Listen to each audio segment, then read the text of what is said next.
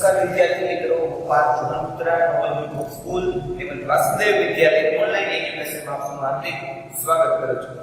વિદ્યાર્થી મિત્રો, આપણે ધોરણ 9 માં ચેપ્ટર નંબર 14 નૈસર્ગિક સ્ત્રોત વિશે વાત કરતા બરાબર, જેમાં આપણે ગયા વિડિયોમાં આપણે વરસાદ વિશે માહિતી મેળવી કે વરસાદ કેવી રીતના પડે છે બરાબર. વરસાદ પડવાનું કારણ શું છે, વરસાદનું નિર્માણ કેવી રીતના થાય છે, તે દરેક વિશે આપણે માહિતી મેળવી. હવે આજે આપણો જે ટોપિક છે તે છે પાણી એક અદ્ભુત પ્રવાહ બરાબર. હવે પાણી એક અદ્ભુત પ્રવાહ એવું આપણો ટોપિકનું નામ છે. હવે તમે બધા લોકો એને કોઈ પણ સજીવ છે ને પાણી તો જોયું જ હોય બરાબર. પાણી તો દરેક વિદ્યાર્થીએ બરાબર જોયું જ છે. અને પાણી વિશે તમારી પાસે ઘણી બધી માહિતી પણ હશે. એક અદ્ભુત પ્રવાહ એવું નામ આવ્યું છે બરાબર. એમાં એટલા માટે છે કે આપણે બધા છે ને પાણીનું મહત્વ સમજતા નથી. પાણી છે તે આપણા માટે ખૂબ અગત્યનું છે. તમે ઘણા બધા સ્લોગન્સ વાંચ્યા છે કે જળ એ જીવન છે, જળ છે તો જીવન છે બરાબર. પાણી બચાવવું જોઈએ બરાબર. તો આ બધું શું કામ લખે છે તેના વિશે વાત કરીએ. જે આ ટોપિક છે એમાં શું કહે છે કે પાણી આપણને કેટલું ઇમ્પોર્ટન્ટ છે, તો મહત્વ શું છે, આપણે એનું પ્રદૂષણ કેવી રીતના કરીએ છીએ કે દરેક વિશે આપણે શીખવાનું છે. સૌથી પહેલા આપણે વાત કરીએ કે પૃથ્વી ઉપર છે ખૂબ મોટા પ્રમાણમાં પાણી આવેલું છે બરાબર. પણ એ પાણી ક્યાં આવેલું છે? દરિયા અને મહાસાગરો.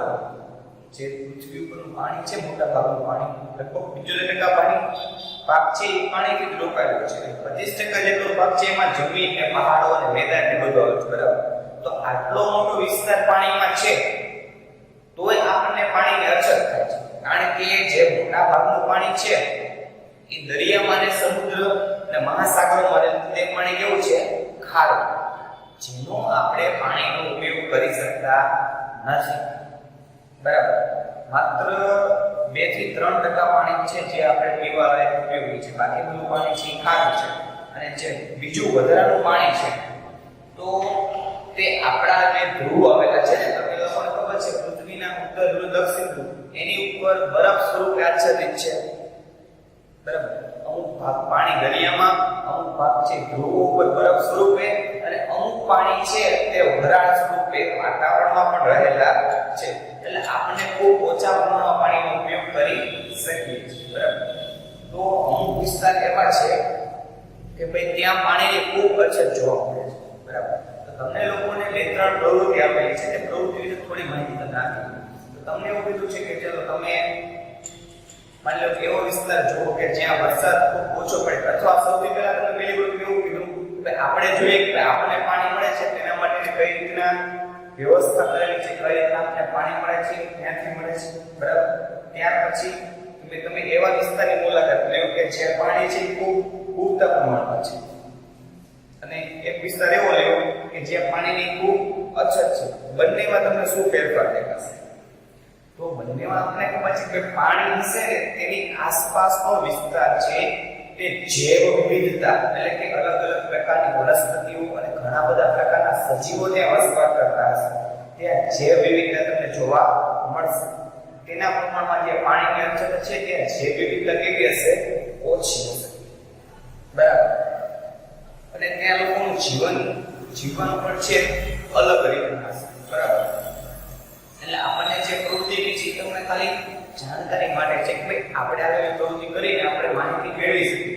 અને આપણે કે ચલો પાણી કદાચ ન હોય તો શું છે? ભાઈ આપણે પાણી વગર જીવન શક્ય જ નથી, કારણ કે આપણા શરીરને પાણીની ખૂબ આવશ્યકતા છે. આપણું શરીર છે એની અંદર જે કોષો રહેલા છે, દરેક કોષને કાર્ય કરવા માટે પાણીની જરૂર પડે બરાબર. જો પાણી ન મળે તો મનુષ્ય કે કોઈ પણ પ્રાણીનું જીવન શક્ય નથી, કારણ કે પાણી દ્વારા આપણા સજીવ, આપણું શરીર છે નિયમન થાય છે.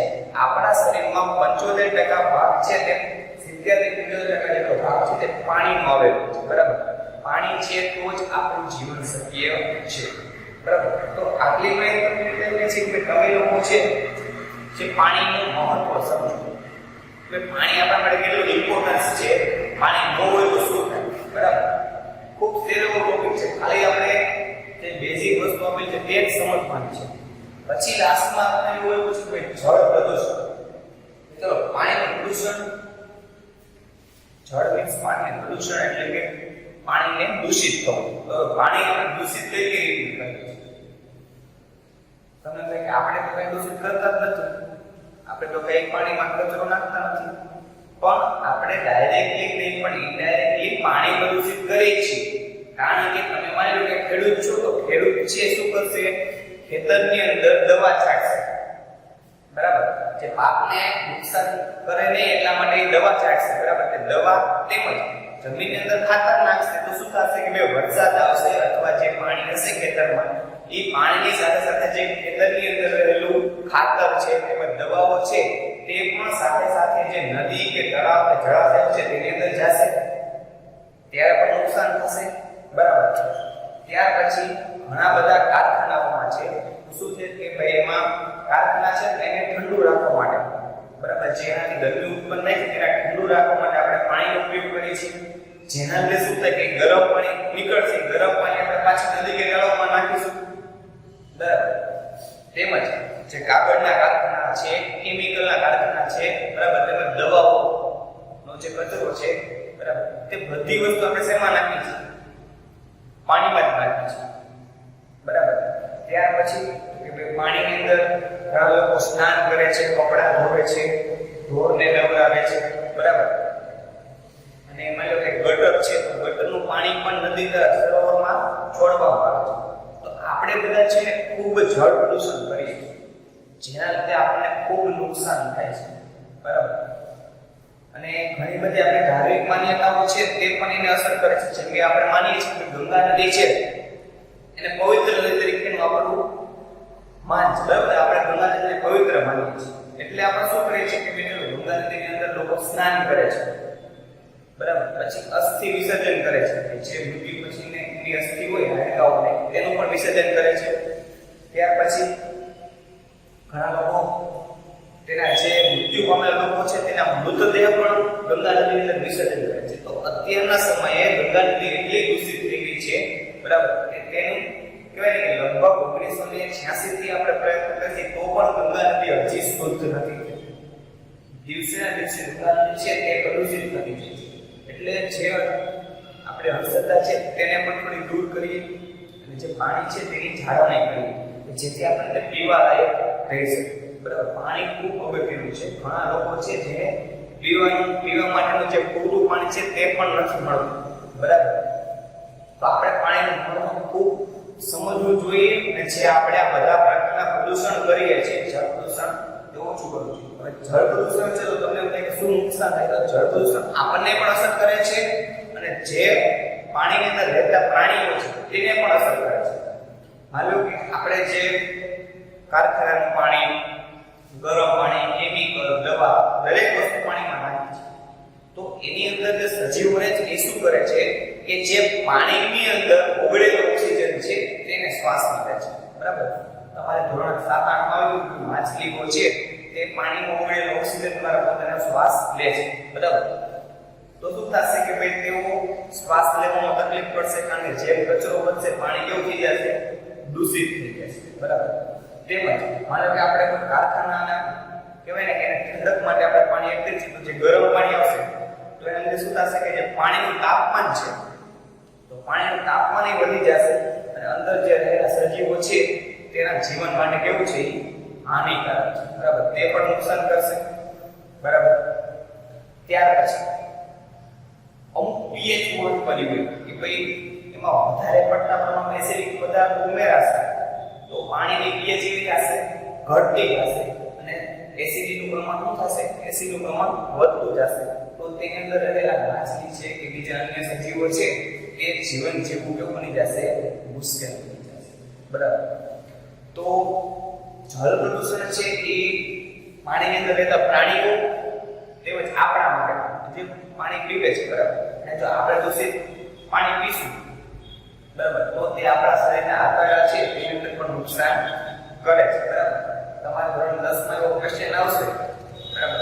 દૂષિત પાણી છે એની અંદર કેવા પ્રકારના બેક્ટેરિયા રહે છે? કેલિફોર્મ નામના બેક્ટેરિયા, બરાબર? કેલિફોર્મ નામના બેક્ટેરિયા છે તે આપણા મોટા આંતરડામાં જાય તો આપણા મોટા આંતરડાને શું કરે છે? નુકસાન કરે છે. દૂષિત પાણી પીવાથી આપણને અને જે અંદર રહેલા સજીવો છે દરેકને નુકસાન કરે છે, બરાબર? તો દરેક વિદ્યાર્થીએ ખાસ જે પાણી છે એનું ખૂબ મહત્વ સમજવું કે જળ છે તો જીવન છે અને પાણી જેટલી જરૂરિયાત હોય એટલો જ ઉપયોગ કરવો અને બને તો પાણીને શું કરવું દૂષિત ના કરવું પાણીની અંદર આપણે જે નદી ને જળાશય છે એની અંદર સ્નાન ન કરવું કે અસ્થિ વિસર્જન કે જે ઢોર નવરા એવી બધી વસ્તુ કરીને પાણીને દૂષિત ન કરવું જેથી જે અન્ય લોકો છે ને જરૂરિયાત પ્રમાણે આપણે પીવાનું પાણી નથી મળતું તે લોકોને આપણે પાણી પહોંચાડી શકીએ બરાબર ખૂબ સહેલો અને આમ સરળ ટોપિક છે બરાબર ખાલી પૂરેપૂરી પર વાંચશો તો પણ આવડી જશે બરાબર અને આના પછીનો જે ટોપિક આવશે એ તમારે એવું છે કે ભાઈ જમીનની ભૂજળતા બરાબર એવો ટોપિક છે તો તમને ખબર જ હશે કે ભાઈ આ વર્ષ માટે ગવર્નમેન્ટ દ્વારા 30% કોર્સ કટ કરવામાં આવ્યો છે બરાબર તો ચેપ્ટર વાઇઝ જે ટોપિક કટ કરેલા છે બરાબર એ ટોપિક્સ આપણે અત્યારે નહીં ભણીએ વિડિયોમાં બરાબર એની સિવાયના જે તમારી એક્ઝામ ની અંદર પૂછાશે બરાબર તે ટોપિક્સ આપણે ભણશું એટલે આના પછી આપણે ડાયરેક્ટ હવે જે ચક્રો આવેલા છે તમારે બરાબર જલચક્રો બરાબર દરેક વિશે આપણે શીખીશું એમાં આપણે જે વજ્ર ટોપિક છે તે આપણે અત્યારે સ્કીપ કરશું પછી આપણે જે તમે રેગ્યુલર થશો ત્યારે જે આપણે સ્કીપ કરેલા ટોપિક છે તેના વિશે પણ તમને માહિતી આપવામાં આવશે ત્યાં સુધી જે પાણી છે તેના વિશેની દરેક માહિતી અને તેની ઇમ્પોર્ટન્સ બરાબર બે ક્વેશ્ચન થશે પાણીનો જેમાં પ્રવૃત્તિ તણાવ આવી જશે એના વિશે થોડું લખવાનું રહેશે અને જળ પ્રદૂષણ કઈ રીતના કરીએ છીએ અને આપણે કઈ રીતના ઘટાડી શકીએ તેના વિશે તમારે લખવાનું રહેશે વધુ જે છે તે આપણે આવનારા વિડીયોમાં જોઈશું થેન્ક યુ